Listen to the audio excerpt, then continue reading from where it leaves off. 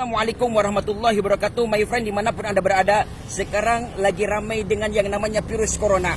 Dunia dengan luas 550 juta persegi hanya mampu ditaklukkan dengan virus yang berukuran 150 nanometer. Wallahu a'lam. Allah sedang mendidik kita seberapa jauh kedekatan kita kepada Allah Subhanahu wa taala. Pasrah kita kepada Allah. Bayangkan, baru satu tentara Allah yang diturunkan ke alam dunia dengan ukuran 150 nanometer, hampir seluruh dunia bersembunyi saking ketakutannya teramat sangat dahsyat. Dengan apa? Dengan virus corona. Takut apa? Takut mati. Bayangkan my friend, ukuran kehidupan kita di dalam dunia ini sudah dicatat oleh Allah. Udah ada catatannya. Coba lihat di dalam Al-Quran. Di dalam surah Al-A'raf ayat 34 Allah berfirman, Bismillahirrahmanirrahim. Walikulli ummatin ajalun fa idza jaa ajaluhum la yastakhiruna sa'atan wa la yastaqdimun.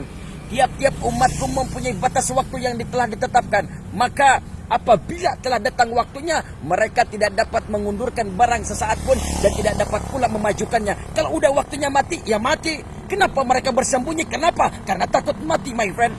Coba bayangkan, apalagi kalau misalkan Allah turunkan tentara malaikat yang teramat sangat besar. Bayangkan dari ujung mata kanan dan kirinya itu teramat sangat besar, bagaikan timur dan barat. Apakah kita masih mau berkhianat kepada Allah Subhanahu wa taala? Corona, C-nya adalah apa? C-nya adalah cambuk. Kalau misalkan binatang kerbau, tuh ada patung kuda, kalau misalkan dicambuk, mereka teramat sangat kencang. Apa? Larinya. Begitupun manusia, dengan diturunkan bala bencana, dengan diturunkan virus ini, nah kita pun harus lebih cepat. Apa? Ingat kepada Allah Subhanahu wa taala. O-nya adalah obat. Kalau misalkan orang yang terkena virus corona, pasti mereka ketergantungan dengan obat. Begitupun manusia, termasuk pribadi saya ini butuh obat. Obat apa? Nih, Syifaul Qulub. Obatnya hati dengan apa? Dengan zikrullah, zikir kepada Allah Subhanahu wa taala. Insyaallah hati akan tenang.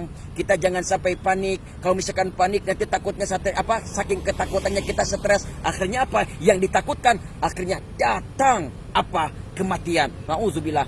Eranya apa? Rahmat. Jadi kita ingat pertolongan Allah Subhanahu wa taala. Senantiasa kita ingat kepada Allah. Insyaallah pertolongan Allah pasti akan ada. O-nya tetap obat. Obat apa? Supaya hati tenang, kembali lagi kepada Allah, ingat kepada Allah dengan apa? Zikrullah, zikir kepada Allah Subhanahu wa taala. N-nya apa? Nikmat. Nikmati saja apa yang sudah ada. Karena semuanya ini adalah apa? Dari Allah. Likulli syai'in sababun. Setiap sesuatu itu pasti ada sebabnya. Allah turunkan bala bencana ini, Allah turunkan virus ini. Karena apa? Karena ada sebabnya.